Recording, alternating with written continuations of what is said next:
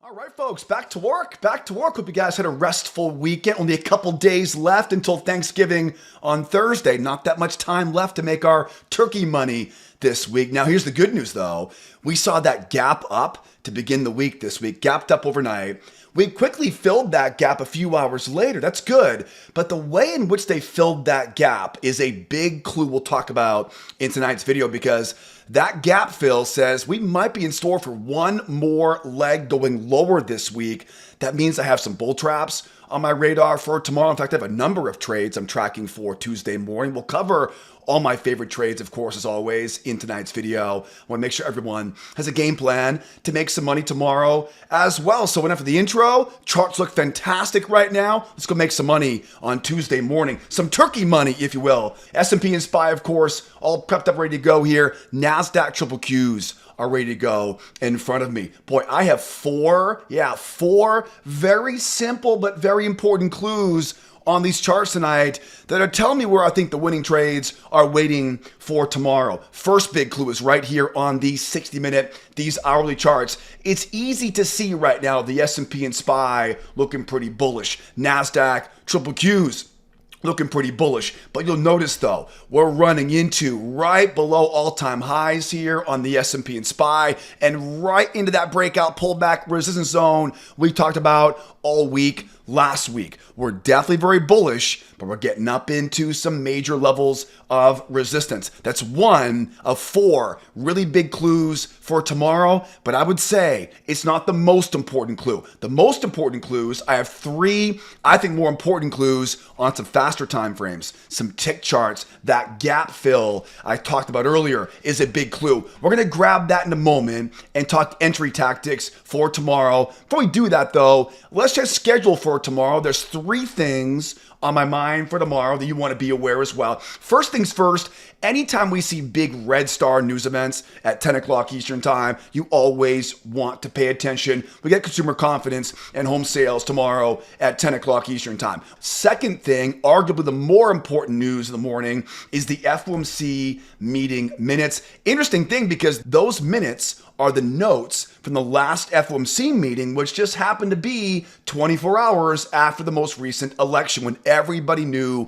it was a landslide win for the incoming president, Donald Trump. I will definitely get the popcorn ready and enjoying those minutes on Tuesday afternoon. Third thing on my mind for tomorrow is the end of the month. End of the month almost always means an uptick in volatility. Throw in the fact that we have a half day on Friday and pretty much a day off on Thursday.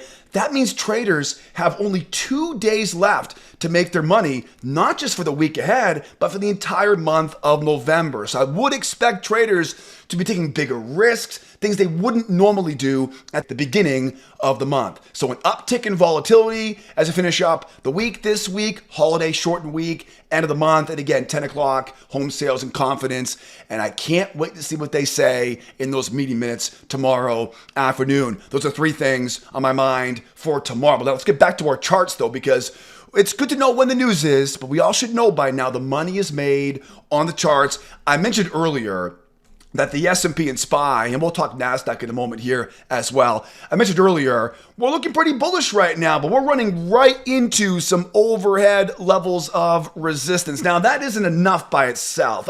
I wouldn't say that's enough by itself to tell me to look for some bull traps. The big clues right now are here on the tick charts. Now, tick charts are based on volume. They're based on transactions. They make entry timing. Entry patterns are so much easier on tick charts. All the time frames you'll need to follow along tonight in the upper left-hand corner, that is a 7,000 tick chart. Also, the only indicator I think you need is the 21 EMA. That's that yellow line we're seeing on the chart in front of us. I mentioned earlier there's three more important clues here on these tick charts. One of them was this gap up. The gap up overnight made this big move going higher. Now, why is a big move important? Well, because big moves require us to buy high. I don't want to buy high. Whenever I see a big move, I always expect a 2 legged pullback for buyers to be able to buy low, right? Buy low. Well, second clue, what happened? Once we got that two-legged pullback,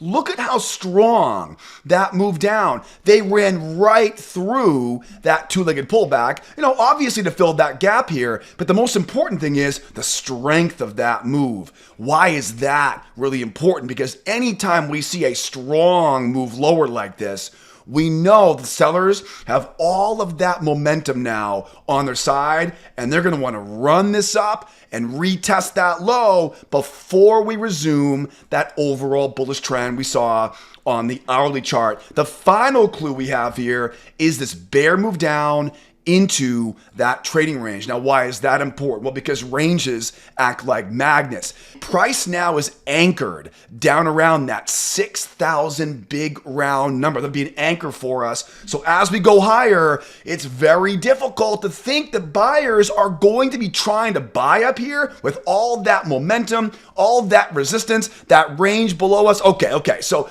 put all those clues together, and there's so many ways to make money. I have five different trades. That was a horrible five there, but 5 trades I'm watching for tomorrow. Let's cover those right now. And I got some bonus trades for you, by the way, some variations of these I'm going to talk about later on the NASDAQ. So obviously the first trade here is a bull trap. I would love to get up around some of these levels of resistance, the amount below the range, the amount above the range. I would love to see these buyers go higher. And I would love to trap in some rookie buyers up here and use what I call a failure pattern. So one way I like to look for bull traps is what I call failure patterns. It's basically 1 try for the bulls, 2 try for the bulls. Once those buyers try twice, I can use their stops to fuel that move going lower. We saw one earlier. We pop up, buyers once, buyers twice, run those stops, and run it back down again. I call these failure patterns in our free video classes. Now, where does the market want to go? It wants to go back and take out that low because, again, it's a strong move down. Now, want to make more money? Add to your winning trades. An easy way to do that is to jump in again or add more with a technical bull trap pattern. This is a technical bull trap if you're in our free video classes. So again, my first of 5 trades for tomorrow, we pop it up. I'm not going to pick a top on this. Right? I'm not going to blindly sell as we go here because it could be here, I don't know. It could be anywhere up top here. All I know is that this is a horrible spot to be buying. If you want to buy nice and low. Don't try buying as it pops up going higher. So a bull trap, a buyer failure pattern. Then as it rolls over, watch for that lower low in price that move right above that prior high. That is a technical bull trap. Adding to your winners, an easy way to make more money and a retest of that low. That's trade number 1. Now, trade 2 is a variation of this. We may not get that 2-try failure to run stops. A lot of times we'll go up. There'll be so many bears up here, it'll get whacked back down and begin to grind going lower. If it begins to grind going lower, these are almost easier because now all you do is mark a trend line off that low, find a channel. Now watch closely, look left and find one of these prior swing highs. What I want either a bull trap entry off of that high or a buyer failure entry. Any of the entry patterns you guys are learning inside the free video course, I can use a short. That first test, the most important thing is I want the first test, the first touch of the high of that channel. I call these V top reversals. If we don't get that up 1, 2 back down again, that V top is the next best variation. Now, third trade for tomorrow. Let's say now we make our way up. We get that bull trap. We run all the way back down and take out that low. Mission accomplished for the sellers. Now remind me, If I sell short up here, where's my profit target? It's down here, right? It's back to retest the low. Sellers up here become buyers down here. Is this a good place to sell? No, it's a horrible spot to be a seller. We're not a bear market overall. We're a bull market on the higher time. So because it's a horrible spot to be a seller, it's a great place to be a bear trapper. Well, for a bear trap here, now again, trap those bears in. I'm not going to use a bunch of indicators. Just simply wait for those bears to sell short.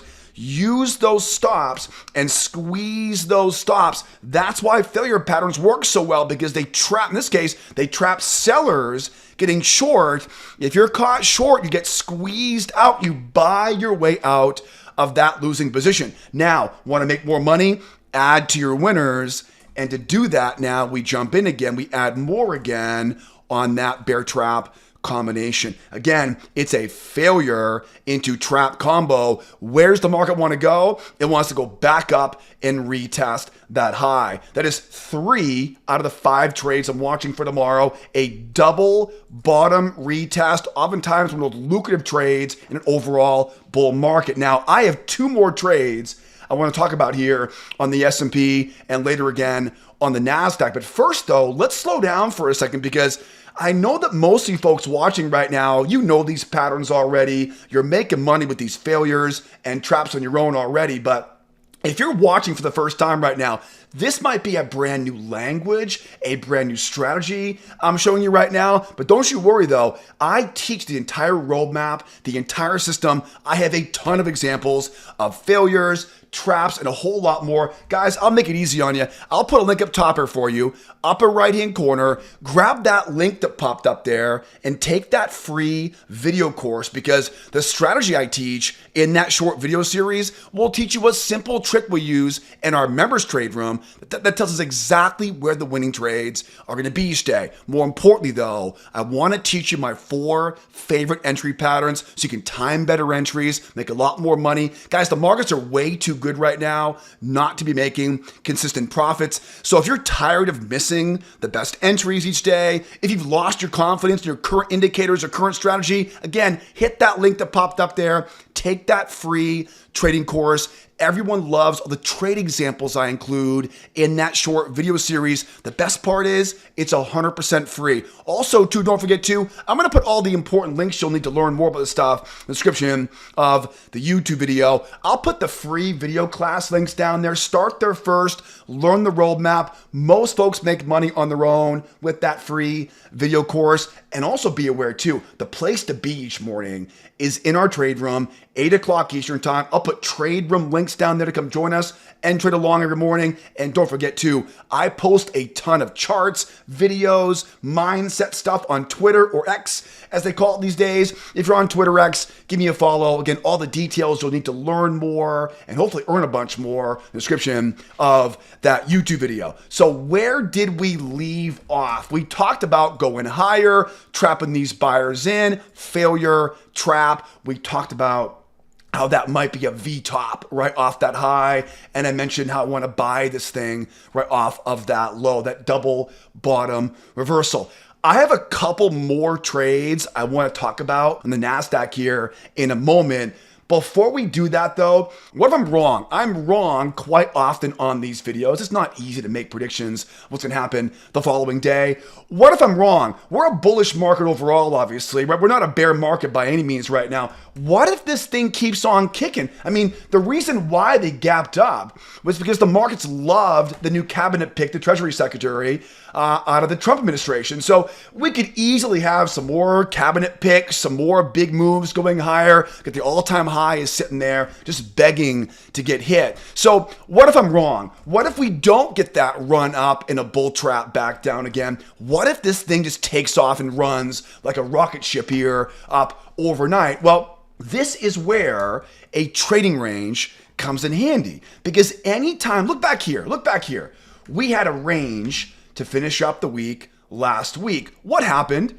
Range, breakout, pull back, right? Breakout pullbacks are very, very common. What else would you say about that breakout? I would say that breakout has 1, two legs to it. So let's use that same sequence here. It's the same thing over and over again. If there's one thing I know about ranges, and that is once we break out, again, I have no crystal ball for tomorrow. This may easily keep on grinding and running higher. Again, I would love to get up in this area, trap some buyers and back down again, but we may not get that. It may run and sprint going higher. Why don't we then use this range now for a breakout pullback, right? A breakout pullback. If we're lucky, maybe we see a run back higher. Maybe I'll get that 1, 2, that failure, that bull trap off there, and then we look to buy that breakout pullback. That's not a bad idea for tomorrow here. Now, what you remember though is that usually on a breakout like this, it will usually begin setting up for a breakout pullback. And when I say breakout pullback, think about that two-legged pullback, Makes sense, right? Okay, so once we get that two-legged pullback, remember, I'm not going to pick a bottom on this. We're not going to blindly buy that area. What I'll do is I'm going to use that same sequence I mentioned earlier.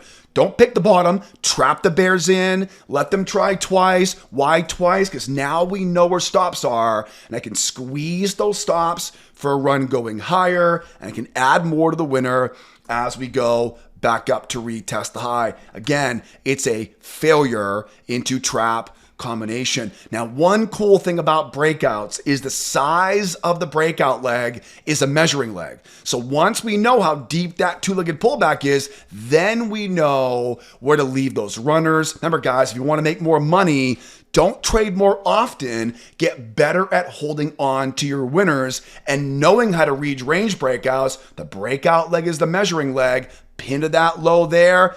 Up like that, right? That'll give you an idea of where to leave that final profit target. So in case I'm wrong about this and we keep on grinding higher, I'll be keeping an eye out for that breakout pullback off the range we're seeing here right now. Perfect. Now we know some of my favorite trades here on the S&P, and really for the most part, these will also apply over to the Nasdaq. The Nasdaq now, you'll notice, is a lot more bearish than we saw earlier on the S&P. That range, and surprise, there's a trading range, break down, 1, 2, breakout pullback zone. The bears have a lot more of their hooks in this thing right now on the Nasdaq. I want to cover some more trades in the Nasdaq. Though first, though, before we talk Nasdaq, if you're enjoying this video right now, please help me grow this channel by subscribing, hitting that like button, and sharing this link with other trading buddies, because you know what? YouTube rewards me every time you like and subscribe. I know we're all busy people these days. It's a couple days for the holiday season right now. I appreciate you spending a few minutes with me every evening on these videos. So thank you so much for the likes, subscribes, and all of your support. Now, let's get back and talk about Nasdaq. Nasdaq, got some tick charts going here. We don't trade off time charts in our trade room. It's always tick charts, because tick charts are based on volume. They make everything so much easier. Same thing we saw here on the Nasdaq. Big gap up. Anytime we see a big move like this, we don't want to buy high. We want to buy low. To buy low, I like to look for a two-legged pullback. Now, like a lot of times, whenever we see that two-legged pullback, it creates a really strong move going lower. Strong moves, they want to retest before they allow us to resume that overall bullish trend that we saw on the hourly chart. This range is a really big clue. Why? Because ranges are magnets. Ranges also like to rotate down, up, down, up. They rotate like a pendulum. We use symmetry, above, below, and above to find levels of support and resistance to buy low and sell high. So bottom line, we're definitely bullish overall, but again, running right into major resistance. A lot. The biggest clue of this whole chart is this move down. That's the biggest clue on the entire chart. Everything else, for the most part, is secondary. So as I mentioned earlier on the S&P, as we go higher, that 1, 2 back down again. Again, we may not get that to try. It may V-top and sink back down. Same game plan we mentioned a few moments ago there on the S&P. I love the idea of a retest of that low. Trap those bears in and bounce back up again. I love the idea of that double bottom retest. And again, if I'm wrong about this, if this thing rips and runs higher, I'm going to look for a two-legged pullback. Think about a measured move, two-legged pullback, and buy that breakout pullback. It's the same as we talked about earlier on the S&P. Let's talk about some variations now, right? Some variations. For example, one variation would be, sometimes we make these big runs lower, right? We're running right into resistance in the higher time frame.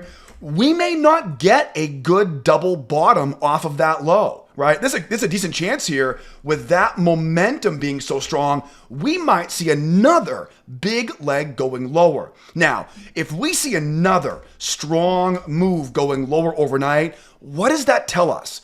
Well, first of all, it tells us that all of that momentum is going to want to pull back, retest that low, and then go back up once again, right? Makes sense? Okay, so trying to pick that bottom can be difficult. If we get a really, really strong run lower, I'm not going to pick a bottom on this. What I'll do is I'm going to look for that same 1, 2, try to trap in these bears and squeeze back up again. Now, as you can imagine, with that much strength going higher, I really have to be careful taking profit targets off at the underbelly of this move here, because all that momentum is going to want to retest that low.